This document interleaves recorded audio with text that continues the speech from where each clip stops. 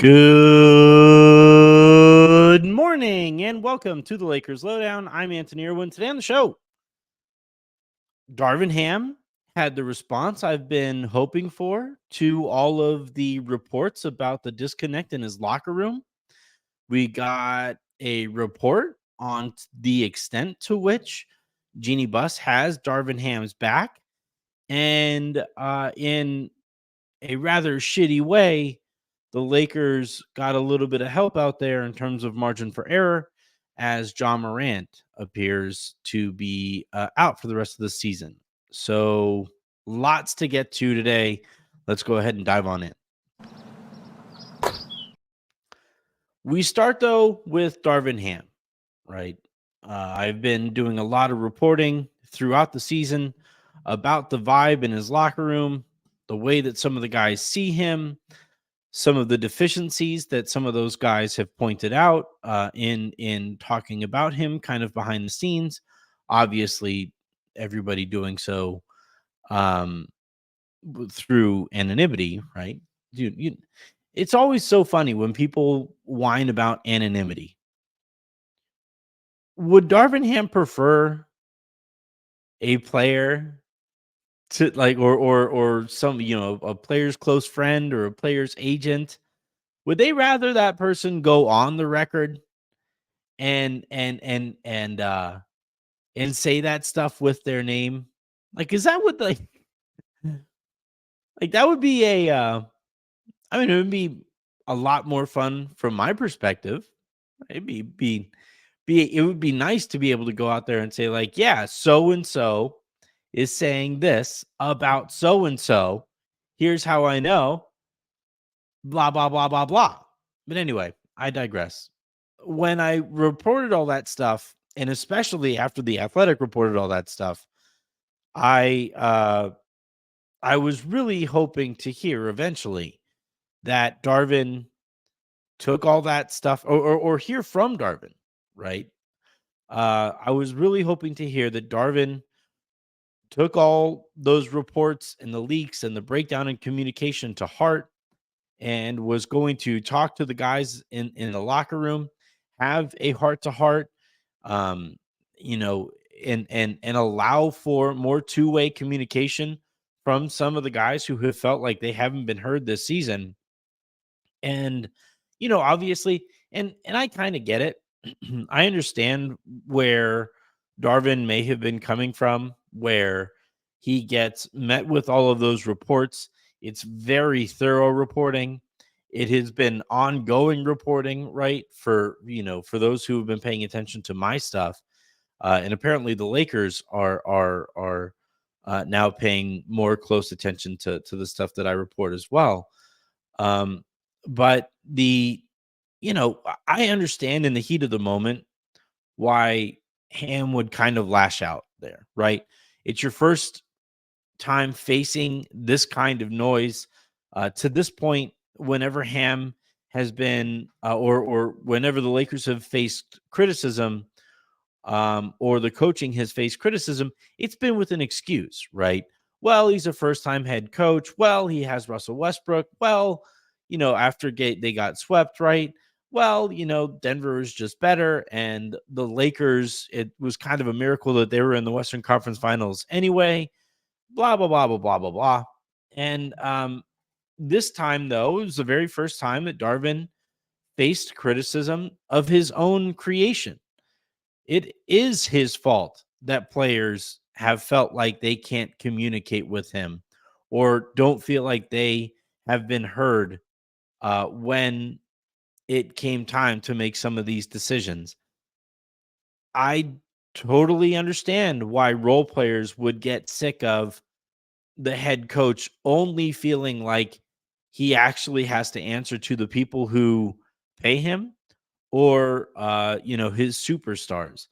And yeah, like it wouldn't necessarily be unique, right? A lot of coaches handle things that way. But the good coaches, let alone the great ones, they're they feel, or their guys feel heard all the way down to the end of the bench.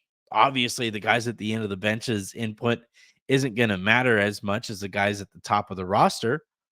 And for damn sure, nobody's input is going to mean as much as the person signing your checks.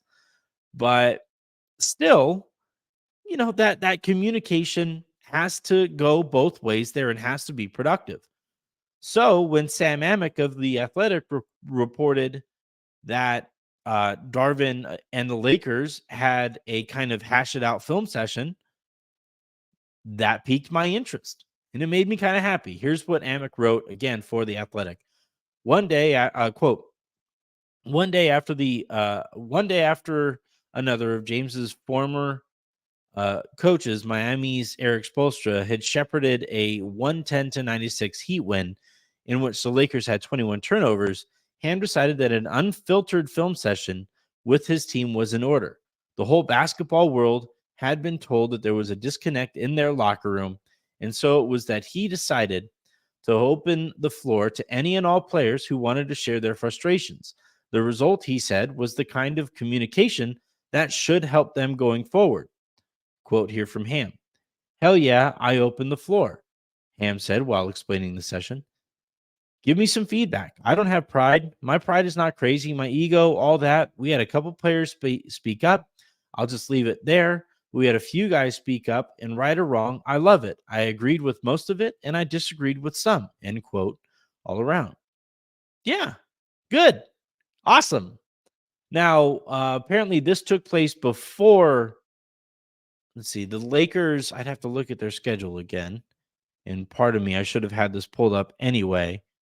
But if I have this timeline correct, the Lakers had that hash it out conversation with Darvin Ham that went back and forth and then proceeded to lose by 14 to the Grizzlies.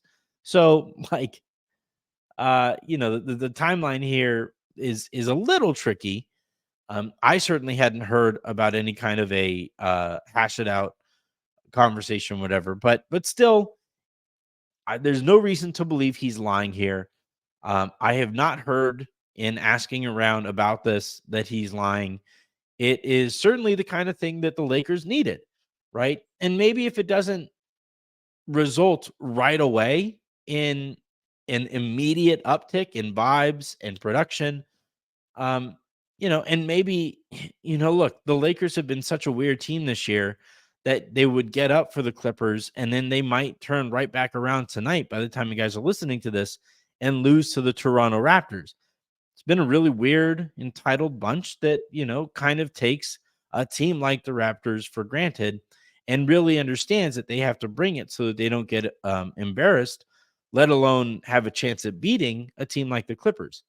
But still, look, if I am going to criticize the way that Darvin has handled the season, and I have, and if I'm going to report and react to reports about some of the communication breakdown, I also have to turn around, be fair, and credit something like this.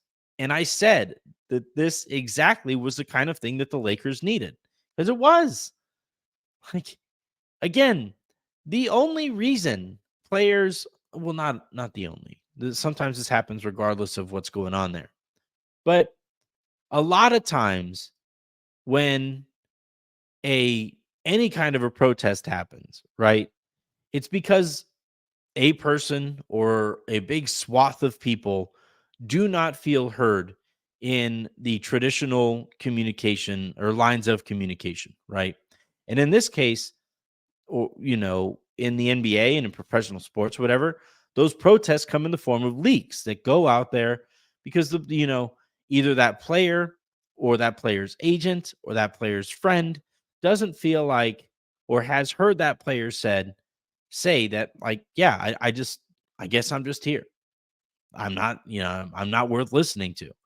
And, and those stories get out and, it does come down to, in my opinion, the coach, the leader in this situation, to respond positively to that criticism, no matter how it arrives at that coach's doorstep. And in this case, it arrived in the form of weeks worth of reporting on my end and a nice long kind of expose that Jovan Buha and Shams Karania wrote for The Athletic. And him responding how he did immediately, while I understood why he might, why he might, wasn't great. It wasn't the right response. It's an understandable one because you are being challenged at your ability to do this job and a very important part of your job. Something, by the way, that you is supposed to be a strong suit is Darvin's ability to connect with and communicate with players. And finding out that he isn't good at that, or finding out that people in his locker room don't think he is good at that, that's probably pretty difficult for him to take in stride. So the fact that apparently now again, this is where the timeline gets tricky, right? Because he was asked about it the other night, but this film session apparently happened earlier in the week. So yeah, I don't, it's a weird response when you did the more productive thing in in response to the actual story. But regardless, that doesn't matter. All that matters is that hopefully everybody starts moving forward accordingly. And they do have that one impressive win under their belt. And like LeBron said after it, right? A lot of the attention obviously rightfully goes to him, kind of wafting away any kind of uh optimism or uh, positivity towards the way that Darvin Ham has handled the season, while in that same line of questioning, like speaks at length about the job that Tyronn Lue is doing for the Clippers. Of course, that's going to get a bunch of attention. It should. It's done on purpose. It's done so that it gets attention. But uh, this was important. And if this is something that everybody, all the interested parties here, move forward and utilize this as kind of a stepping stone or kind of an on ramp to get back on track, that's all that matters. And we'll see what that looks like, and we'll keep on tracking it as the season rolls along. Quick aside, in in that same piece, you had Amick write about Jeanie Buss and how she has Darvin Ham's back. And that's great. Apparently she sent a whole bunch of texts to Darvin as all of this was going on, just to tell him that she has her back. You had Bill Plaschke, who is very well linked to Jeanie, write a big long thing today calling it dumb for anybody to even consider firing Darvin Ham. I don't think that was a coincidence. That kind of felt like a favor. But uh kind of tucked away in that article, in that piece that Amick wrote about Darvin Ham and his response and the Lakers' response to all of this noise, was this quote: unlike the Vogel situation, where Buss was known to believe the former coach was largely to blame for the failed integration of Russell Westbrook and ultimately greenlighted his April 2022 firing as a result, all signs point to the Lakers' most important decision maker standing by the coach, who is in the second year of a 4-year deal. Surely no coincidence there. There's a mutual respect in that relationship that resulted in Buss sending a lengthy text message of support to Ham in the wake of Thursday's report in The Athletic that chronicled the rising pressure that surrounds him. Buss could certainly change her stance, of course, but the current state of affairs suggests Ham still has time to turn this around. Again, I'll get to all of that here in a second. But it feels pretty shitty to throw Frank Vogel under the bus for, again, the line here is that Vogel was largely to blame for the failed integration of Russell Westbrook. Feels kind of shitty to just run him over with the Russ bus there. When Frank didn't make the decision to bring him in, was not at all responsible for that. That was not a Frank Vogel call. Russell Westbrook is not a Frank Vogel player. That was obviously LeBron and Anthony Davis and Clutch as indicated through a bunch of reporting to this point, and also Rob Pelinka. Like, that second part always gets forgotten for some reason. If people just like, it's all LeBron's fault. LeBron made his bed. He has to play with Russell Westbrook forever. And we just ignore the fact that, like, Rob Pelinka, all right, even if you don't want to believe my reporting here and the reporting that has gone on elsewhere here on this front, but it is like I have been saying all along, and I haven't gotten very much wrong in my reporting. I've gotten plenty wrong in my opinions, but I have not gotten almost anything wrong in my reporting. But Rob Pelinka was very much pro a Russell Westbrook trade. Jeanie Buss, very much pro a Russell Westbrook trade. So much in favor, by the way, of a Russell Westbrook trade that she was ready to fire a championship level head coach for, in her mind, bungling the Russell Westbrook trade. Anyway, Rob Pelinka, you look at, like, let's just even go back through his history. The reason he has this job is because he was Kobe Bryant's right-hand man. Kobe famously said that the person or the player in the NBA who most kind of resembles the Mamba mentality and all of that stuff was Russell Westbrook. Rob Pelinka loves a combo guard, right? Just drafted Jalen Hood-Schifino the year before, the offseason before Frank Vogel eventually got fired. The Lakers had like 53 combo guards. Like, he has a type, and Russell Westbrook very much fills that type. So the idea that, like, the idea that Rob Pelinka would have convinced Jeanie Buss and has been able to convince Jeanie Buss that Russell Westbrook was either all LeBron's fault, or the fact that it didn't work was all Frank Vogel's fault. That man is a wizard when it comes to workplace politics. Like, we all got a lot to learn from his ability to manage all of that. But I just think, like, and look, Frank Vogel is with Phoenix right now. He has his own set of issues that is going on there as he tries to manage the season that for whatever reason hasn't been able to feature all three stars in Phoenix at the same time. Still think he's a really good coach. I still think he's objectively better than Darvin Ham. But that said, this just feels really unnecessary. Like, Frank Vogel wins that bubble championship, helps steer the Lakers through that insane season, which featured losing Kobe Bryant, which featured COVID, which featured Orlando and the bubble that went on down there, and wins a championship. And his reward for that is a 2-year extension that signaled to everybody that the Lakers didn't actually believe in him as a head coach. And then eventually he gets fired and he gets blamed for it all or whatever. And now we are like years removed, going on years removed, and out of nowhere, Rob is sitting there like, why did he say fuck me for? The whole thing is just like, it just feels very childish. It feels very stupid. And I think it speaks to how easily manipulated Jeanie Buss has been during the Rob Pelinka era. All that said, though, the fact that Jeanie has Darvin's back is something that I have been talking about here for a while. Even when the temperature kept rising and rising and rising and rising, and that pressure kept rising and rising and rising and rising.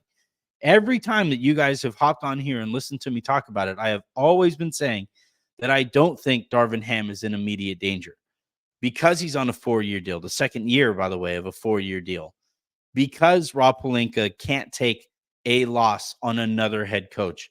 Jeanie Buss has said that she doesn't like cycling through coaches, even though her time as, final decision maker as the owner here, decision-making owner or governor, has been kind of defined by cycling through coaches, right? It's their third coach in what are we on, like 5-6 years now that Jeanie Buss has been working here or operating in that role. Fired Luke Walton, fired Frank Vogel, and then now you have Darvin Ham, and so, like, and it's like I said the other day, essentially the organization is somewhat split on Darvin Ham. You have the people at the very top, right? You have Jeanie, you have Rob, and it's kind of hard to figure out from my own reporting uh, how the rest of that like cabal feels about Darvin Ham. There might be some tension up at the very, very top, but it's hard to kind of say. Um, but in basketball ops and in at lower levels throughout the organization, who, by the way, deal more on a day-to-day basis with Darvin Ham and watch him coach on a more day-to-day basis than the people at the very top, there is more concern from those people about his ability to do this and the job that he has done to this point this season. Um, I think for the most part, everybody considers last season a you know, it just happened. I don't think it's even really part of the math. And it certainly isn't any part of the math on the negative side. I think the people at the very, very top see it as just a miracle that Ham was able to and the role that Ham played in all of that. They don't hold it against him that he got swept in the Western Conference Finals, and the whole Russell Westbrook thing. That was just his thing to kind of tread water through and see what he could do in the second half of the season with a more logical roster. And eventually, look, and he deserves credit for the run that he went on. Don't get me wrong. I'm not saying he doesn't. But to this point, this season, as those questions have been raised, they have almost entirely come from lower in the organization and with those basketball ops people who, and I think this is an important distinction, spend a lot more time with Darvin on a day-to-day basis. Those people, in my mind, their analysis of the situation, although guided potentially, right? Because if Darvin is let go, it opens up a power vacuum there. And like Littlefinger likes to say, right? This chaos is a ladder. So if the head coach gets fired, everybody else can potentially move up at least one rung. So that's worth kind of noting um and it's something I take into account when I hear about the situation there, and I hear from those, from people closer to the Lakers about Darvin and the job that he is doing. It's like the people have their intentions, just like Aaron likes to say, right? Anytime something leaks, you have to try to figure out who has the most to gain with that information getting out there. And again, like that is worth taking into account. But just because uh, somebody might have a goal in mind by leaking that information doesn't make it worth taking into account. And I have. And I think the front office and those people at the very top of the organization should. But Jeanie having Darvin's back, though, did not surprise me. That has been out there. That is something that I have continued to say on this show a ton while all of this has been going on. And that's why I said going into the Clippers game, I didn't think that his job was going to be decided by whether or not he beat the Clippers. I think had he lost in embarrassing fashion, and it looked very clear that the players were just outright giving up on him, that probably would have been something that would have led to some uncomfortable conversations. But as it stands, the Lakers win, and it only stands to at least temporarily strengthen his standing within the organization, which is already very strong because at the end of the day, all that really matters, for an NBA coach is how does my owner feel about me, and how does my boss feel about me. From that point, Darvin feels like a bit of a made man, and I would only hope. So, like, as a quick aside, Colin Castleton had another really good game here for the South Bay Lakers. Right, the Lakers' backup center spot has been, obviously very inconsistent, right? You had Jackson Hayes start the year kind of above Christian Wood. And then when Jackson Hayes turned back into a pumpkin, now you're seeing Christian Wood get more of an opportunity, and Wood is playing very well lately. But with that inconsistency, you would think would lead to some opportunity to somebody like Castleton, who was on a two-way. Like the Lakers just signed two they got rid of two kind of further off prospects in Alex Fudge and Demoy Hodge, to bring in two more kind of ready NBA ready players in Dylan Windler and in Skylar. Shoot, I just had this thing pulled up. Um, Skylar Mays. The Lakers went out and got, they swapped out two, again, guys with maybe more upside down the road to bring in guys who might be able to help right now more. So you would think that a center who the Lakers were very high on coming into training camp would have maybe gotten more of an opportunity here.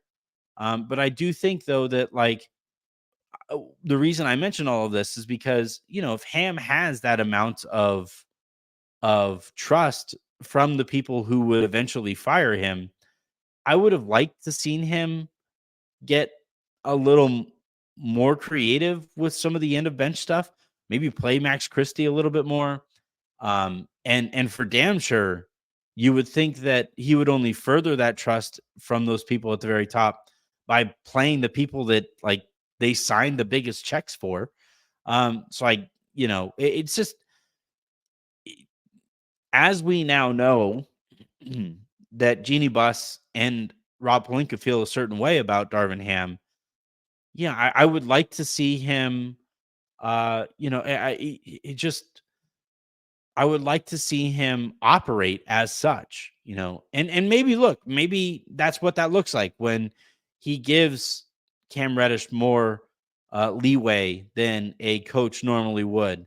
And maybe that's what it looks like when he gives Torian Prince more leeway, is that he knows the front office, trusts the people who were there last year, and therefore he wants to give these guys as long of a look as he can before he goes back to relying on those players. And by the way, I don't think he's ever going to move off of Torian Prince, and I do think we are kind of watching Cam Reddish's role diminish a little bit.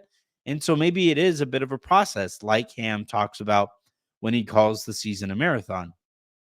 But all that matters again here, that piece from Sam of The Athletic was very well reported, very well written, and it paints a very clear picture. And it echoes a lot of the stuff that I have said to this point, which is Darvin Ham was never going anywhere based off of the way that a game against the Clippers might have gone.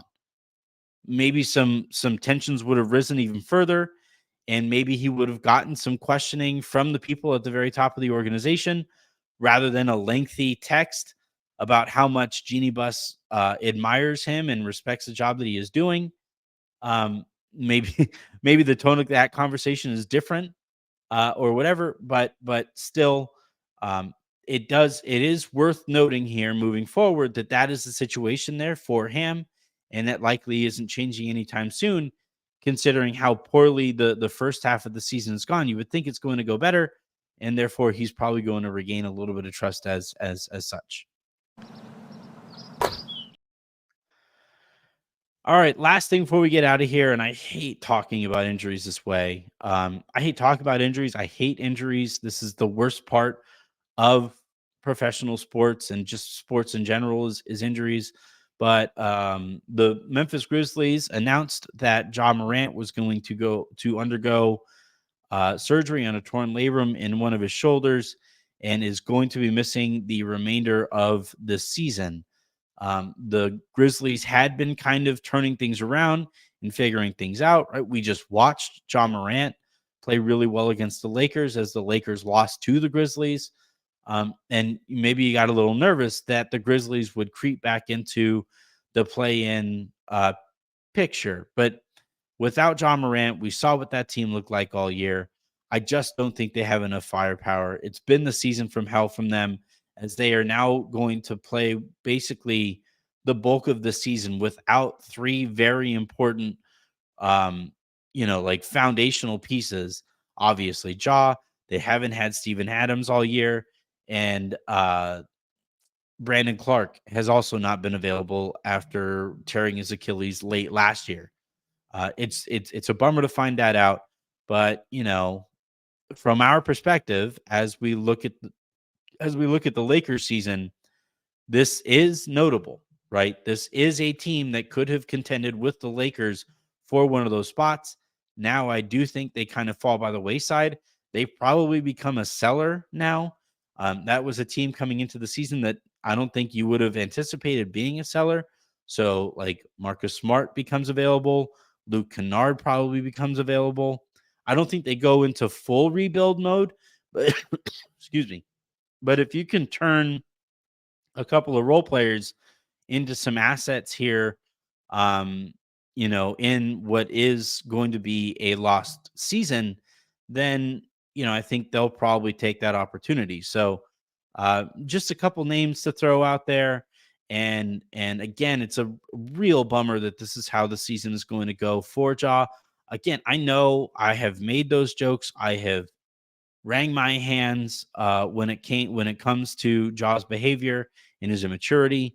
It's a real bummer that he has been so immature to this point, and I was really hoping to watch him turn things around and really show why he should be a face of the league potentially moving forward. But that doesn't appear to be in the cards this year. I do sincerely hope that, because he has talked about his own mental health and all of that stuff. I do sincerely hope that he is well supported through this time, because this is probably going to go down as one of the most challenging, if not maybe the most challenging year of his career. And I hope that he has a good, solid support system around him to get him through this being like, it's one thing when your mistakes are what lead to your kind of troubles and tribulations, right? If you're the one messing up and you get suspended, then I don't really have as much sympathy or whatever. But when it's an injury and it's when it's beyond your control, and now all of a sudden you're looking at a completely lost season, that is a bummer. And the league is less exciting without him in it. It's just he's one of the league's most enthralling athletes, explosive athletes, absolutely dynamic player. And it's a bummer that we aren't going to be able to see him moving forward. All right, that is going to do it here for this episode of the Lakers Lowdown. The Lakers tonight play the Toronto Raptors in LA, a 7:30 p.m. Pacific start time, which means a 9:30 p.m. start time for me here in Texas. So expect a delusional and delirious me after that game. I will be on with the All Access Lakers guys to watch that game here with you. So for those of you who have not set up accounts and haven't been able to get to those watch parties, playback.tv/All Access Lakers is where you do that with us there. And we always have a blast. So hopefully I'll see some of you there. If not, then I'll see you here right afterward for a post game to analyze the game that we just watched and look ahead to the rest of the week as it is. So until then, and until the next time you guys hear from me, I'm Anthony Irwin saying have a great rest of your day. Make somebody else's, and I will talk to you tomorrow.